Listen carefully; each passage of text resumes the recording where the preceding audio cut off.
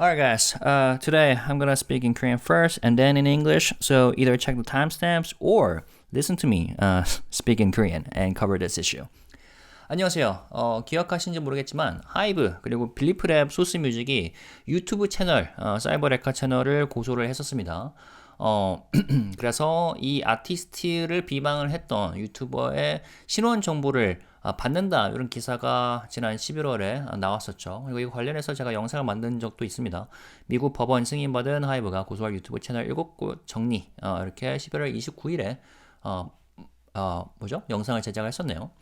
자, 아무튼 요 당시에 기억을 하시는 분이 많으시겠지만 좀 요약을 하자면 이 채널에 이제 신원을 필요로 하던 상황이었어요. 국내에서 이제 고소를 진행하려면 이들이 누군지 정보를 알아야 되는데 유튜버들이기 때문에 이걸 알아내기가 어려웠죠. 그래서 구글로부터 이 정보를 받아내기 위해 미국 캘리포니아 법원에 이제 법적 대응을 취했습니다.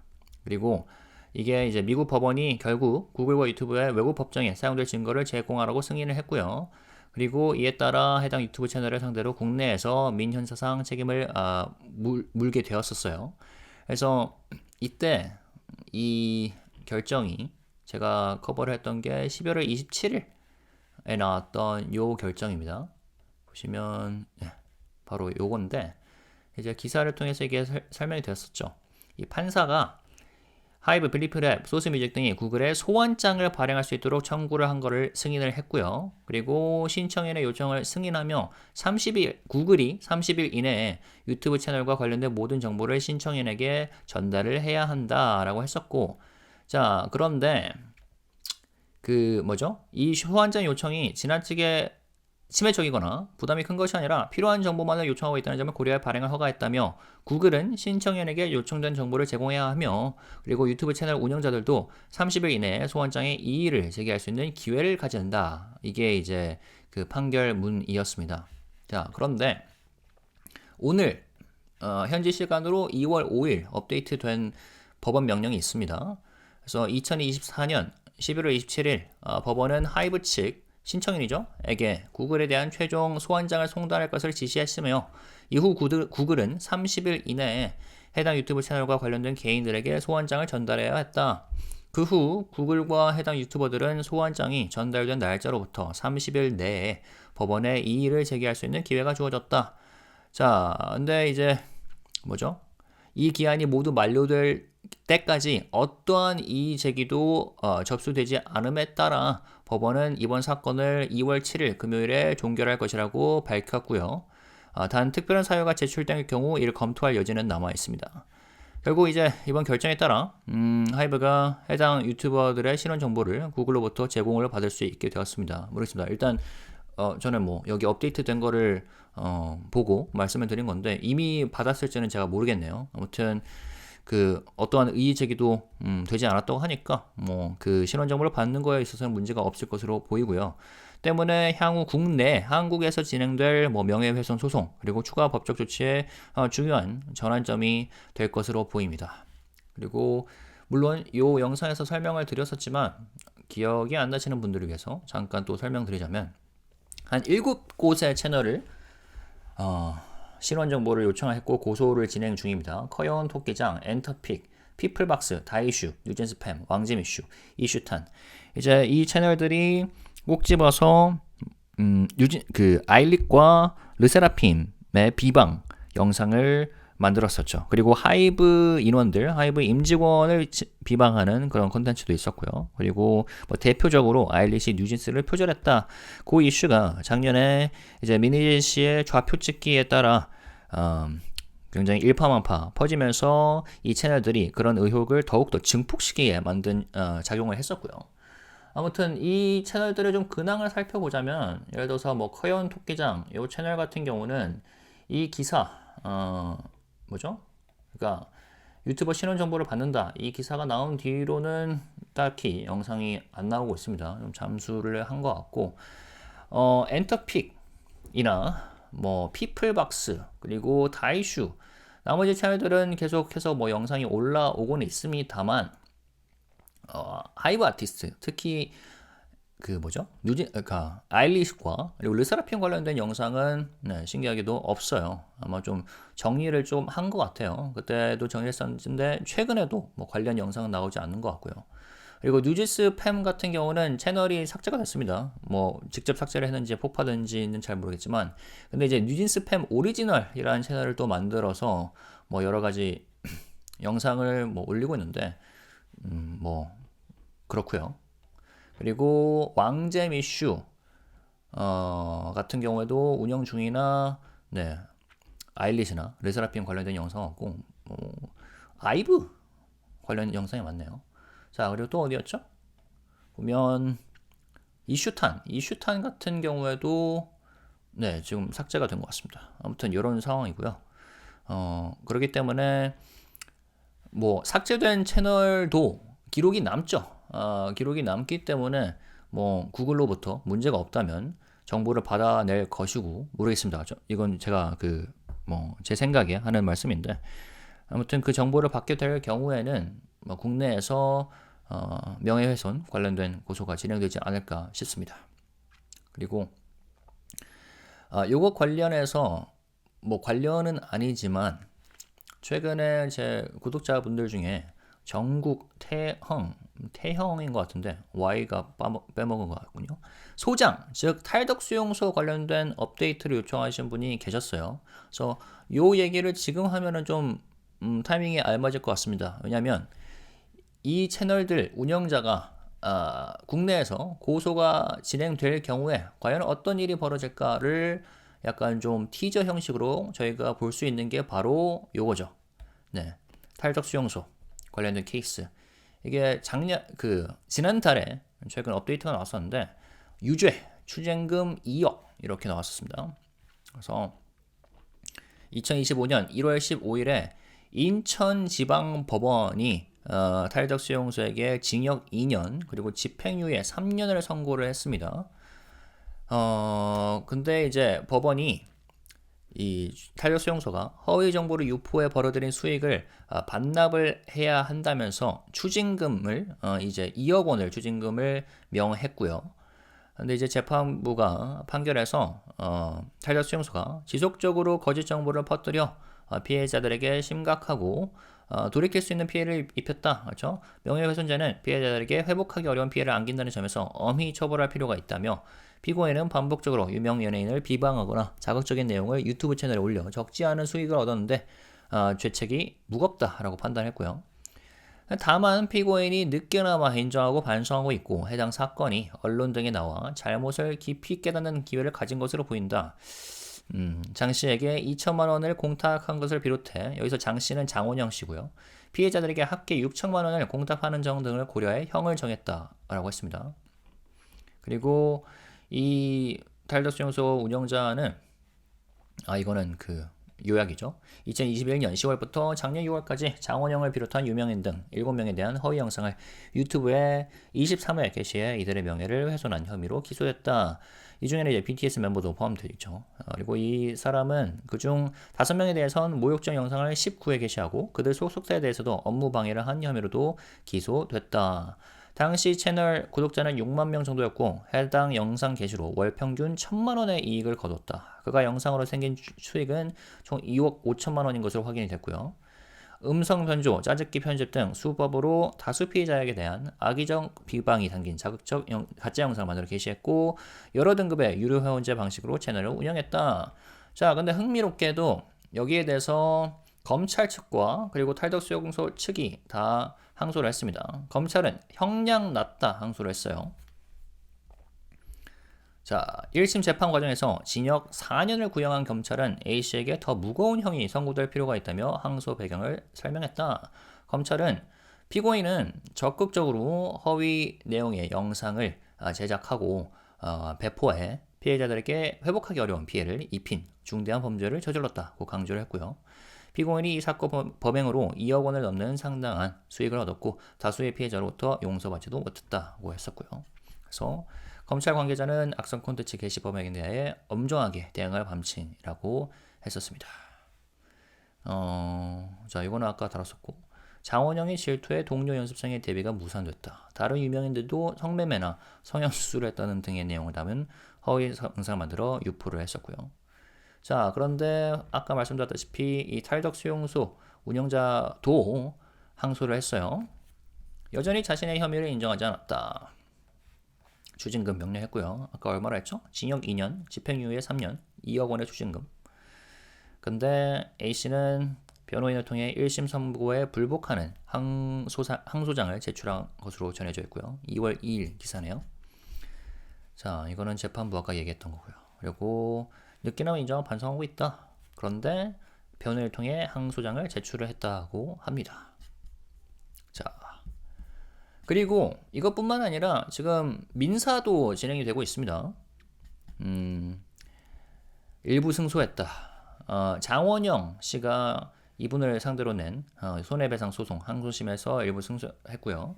이건 서울중앙지법입니다. 민사항소 9-3부 22일, 그러니까 1월 22일에 장원영이 유튜브 채널 탈덕수용소 운영자 박모 씨를 상대로 낸 손해배상 청구 소송에서 박 씨는 5천만 원을 지급하라고 판결이 했습니다. 자, 근데 앞서 1심은 1억 원 지급 판결을 내렸는데 항소심에서 지급액이 절반으로 줄었고요. 자, 이런 게 있었고요. 그리고 장원영과 별개로 소속사 스타쉽이 박 씨를 상대로 한 손해배상 소송은 1심이 진행 중이다. 그렇죠? 또 별도로 명예훼손 혐의로도 기소됐는데 이건 아까 얘기를 했던 거고요. 그래서 여러 가지가 진행이 됐습니다. 또 아까 말씀드렸듯이 BTS 멤버도 여기에 당했었죠. 그리고 그 위버스를 통해서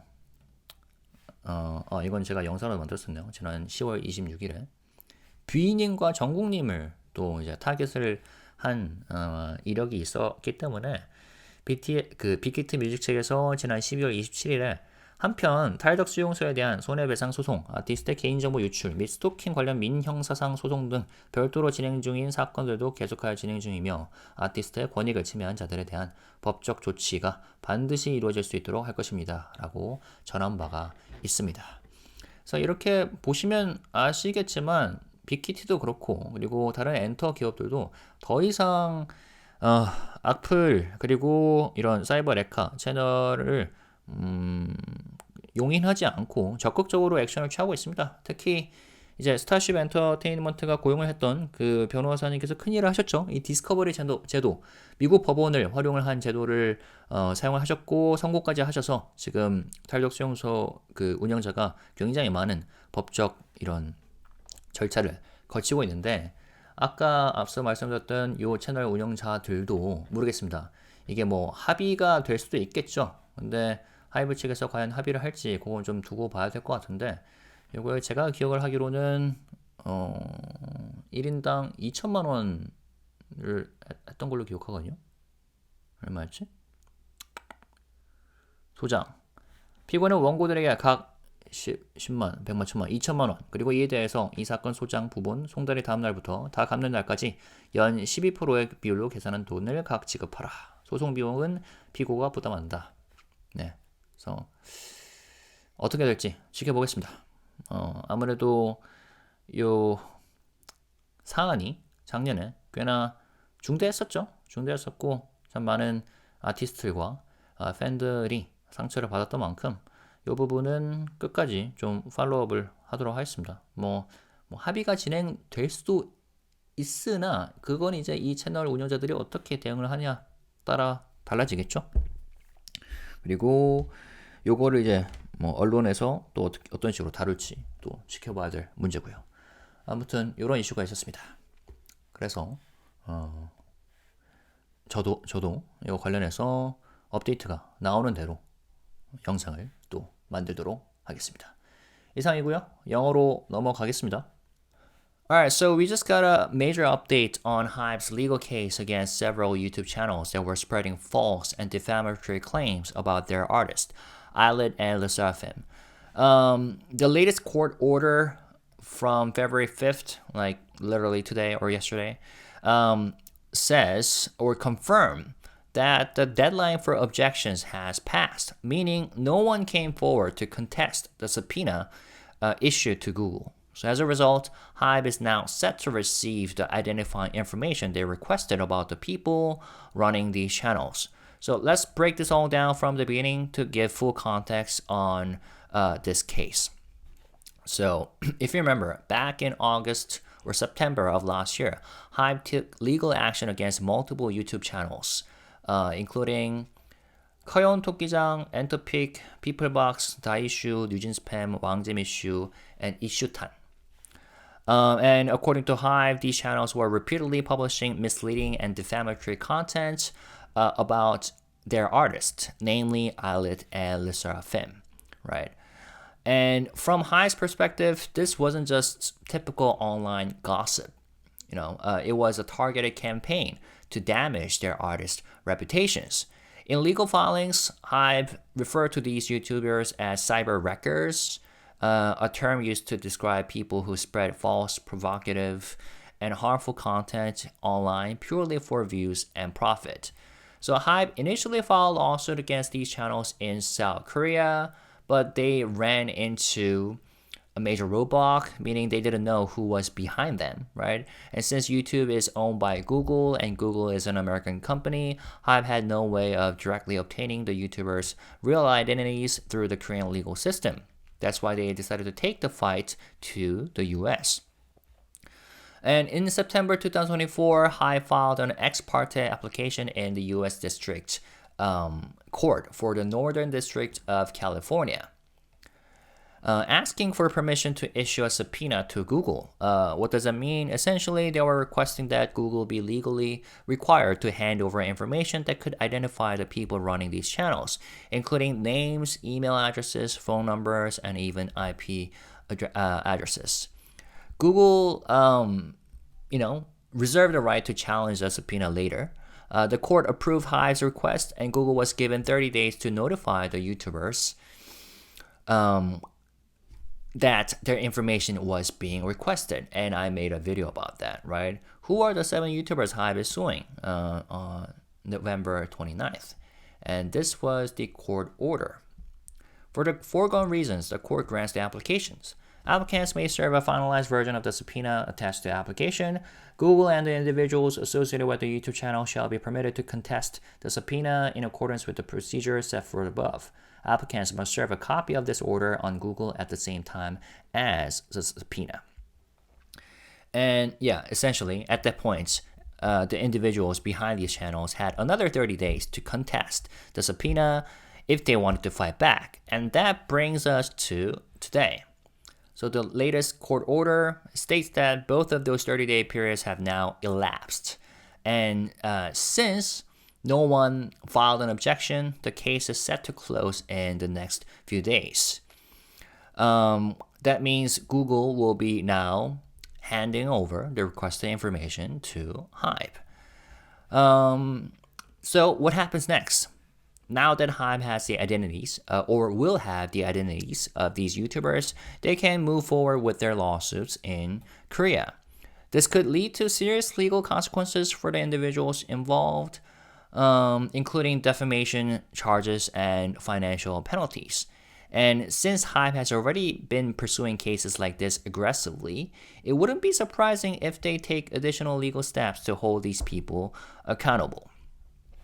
And this case sets an important precedent, right? It shows that entertainment companies are willing to go to great lengths, even crossing international legal boundaries to hold people accountable for online defamation. And this isn't the first time we've seen legal action taken against YouTubers who spread false information about K-pop idols. In fact, a recent case involving 소장 or 탈덕 수용소, one of the most notorious cyber wreckers in the industry, gives us a pretty good idea of what could happen to the YouTubers HYBE is suing. 소장 was known for spreading malicious rumors about idols, just like the channels HYBE is taking action against now. And after years of posting defamatory content, she was finally taken to court and found guilty. In fact, a lot of you, some of you, actually one of you, have been asking for updates on the 소장 case. Where is it? Where are you? 정국 태형. Isn't Y missing here? right? Taehyung, isn't it? HB, can you update on the Sojang YouTube verdict? And hi, HB, excellent update. Can you do a video on Sojang verdict?